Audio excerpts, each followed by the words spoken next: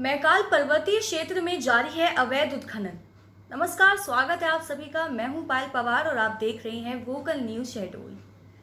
अनूपपुर जिले में फैली खूबसूरत मैकाल पहाड़ियों पर खनन माफिया अपनी नजर गड़ाए बैठे हुए हैं। मैकाल की सुंदर वादियों को संरक्षित करने के लिए सरकार द्वारा पर्यावरण प्रेमियों के साथ मिलकर करोड़ों रुपए खर्च किए जा रहे हैं। वहीं खनिज माफियाओं द्वारा इन पहाड़ों पर बारूदी धमाके कर पत्थरों का अवैध खनन किया जा रहा है। तो आइए इस पूरे मामले की और जानकारी के लिए जुड़ते हैं हमारे सहयोगी अमन के साथ।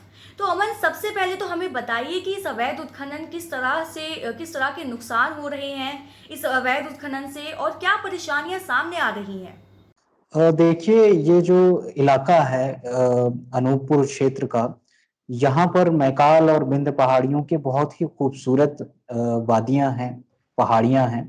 और न केवल खूबसूरती की दृष्टि से बल्कि वन्य जीवों के लिए भी ये एक अच्छा आवास माना जाता है। यहीं पर कई तरह के नेशनल पार्क हैं, चाहे वो कान्हा किसली, बांधवगढ़, अमरकंटक वगैरह हो। तो ये इलाका बहुत ही ज्यादा खनिज संपदा से और प्राकृतिक सौंदर्य से भरा हुआ है। लेकिन बहुत लंबे समय से जो खनिज माफिया हैं, इस इलाके में अपनी नजरें गड़ाए बैठे हुए हैं और यहाँ से निकलने वाले कोयले, लोहे, पत्थर, मार्बल, इन सब की वो अवैध तरीके से माइनिंग करते आ रहे हैं बहुत लंबे समय से। और अभी फिलहाल की बात करें तो जो पुष्पराजगढ़ जनपद है, सिर्फ इस अकेले जनपद में लगभग 12 से 15 ऐसे अवैध खनन माफिया हैं जो यहाँ पर खनन कार्य कर रहे हैं। और ऐसा नहीं है कि इसकी खबर प्रशासन को नहीं है, प्रशासन को भी इसकी खबर है, लेकिन प्रशासन नजरअंदाज कर देता है और बैकडोर से कुछ भी तरह से सेटिंग करके ये इस तरह की कार्यवाहियां प्रशासन की नाक के नीचे से चलती रहती हैं।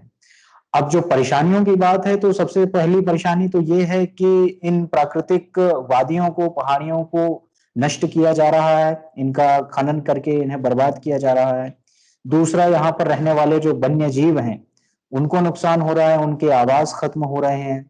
इसके अलावा इन पहाड़ी इलाकों से जो यहाँ पर रहने वाली आदिवासी जातियां हैं, उनकी जीविका चला करती थी, जो पहाड़ों पर लकड़ियां लेने, औषधियां लेने या जिस भी तरीके से वो अपनी जीविका चलाया करते थे जंगलों से, पहाड़ों से, अब उनके ना रहने से, यहाँ पर खनन कार्य हो जाने से उनका यहाँ आना जाना बंद हो गया है।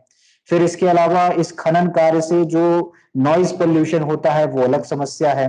साथ ही जो क्रैशिंग होती है, पत्थरों को तोड़ा जाता है, उसके कारण जो डस्ट उड़ती है, उससे भी काफी पर्यावरण प्रदूषित होता है और लोगों को कभी कभी सांस लेने में दिक्कतें होती हैं।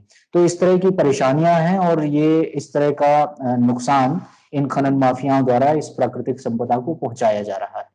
इस मामले पर क्या स्थानीय लोगों ने शिकायत दर्ज की है, और इस अवैध उत्खनन को रोकने के लिए प्रशासन क्या कर रहा है।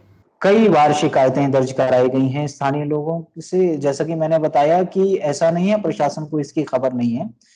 कई बार प्रशासन के पास, अधिकारियों के पास, विभागों के पास शिकायतें पहुंचती हैं, ज्ञापन पहुंचते हैं, अर्जियां पहुंचती हैं, लेकिन प्रशासन कोई भी कार्यवाही करने से प्रत्यक्ष तौर से मना कर देता है। और कार्यवाही अगर की भी जाती है तो कहीं वो दिखावे के लिए थोड़ा बहुत चालान काट दिया जाता है, कुछ समय के लिए लाइसेंस बंद कर दिया जाता है, और जैसे ही ये मामला शांत होता है, लोगों की तरफ से जो अटकलें या खबरें बंद होती हैं, वो धीमी होती हैं, वो फिर से खनन कार्य वैसे ही शुरू हो जाता है।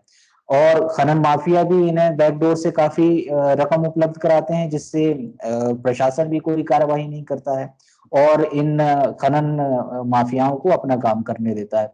तो ये सब मिली भगत से इस तरह के काम लंबे समय से चलते आ रहे हैं। हालांकि राज्य सरकार द्वारा, मुख्यमंत्री शिवराज सिंह चौहान द्वारा कई बार कहा गया है कि प्रदेश में जो अवैध खनन हो रहा है उसके खिलाफ वो कार्यवाही करेंगे, लेकिन कब कार्यवाही करेंगे, ये अवैध खनन कब रुक पाएगा, और जो ये प्राकृतिक संपदाओं का हनन हो रहा है, इस पर कब रोकथाम लगेगी, अभी ये देखने की विषय है। और इस पर किस तरह कार्यवाही होगी, इस विषय पर भी अभी प्रश्न चिन्ह है। बहुत बहुत शुक्रिया अमन, हमें जानकारी देने के लिए। मैकाल क्षेत्र अपने प्राकृतिक सौंदर्य और वन्य जीवन के लिए जाना जाता है, लेकिन खनन माफियाओं के द्वारा उसे नुकसान पहुंचाया जा रहा है। इस तरह की कार्यवाही पर तुरंत रोक लगानी चाहिए। अगर आप ये वीडियो YouTube पर देख रहे हैं तो हमारी इस वीडियो को लाइक करें और हमारे चैनल को सब्सक्राइब करें।